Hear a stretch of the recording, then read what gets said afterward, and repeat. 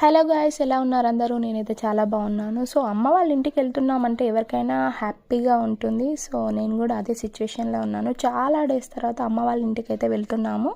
ట్రైన్కి అయితే tickets book చేసుకున్నామండి. లోయర్ బెర్త్ అయితే వచ్చింది. సో పిల్లలతో కదా ముందుగానే బుక్ చేసుకున్నాము. బయట అయితే వర్షం పడుతుందండి. వెదర్ అయితే చాలా బాగుంది. సో పిల్లలు కూడా వెదర్ని ఎంజాయ్ చేస్తున్నారు.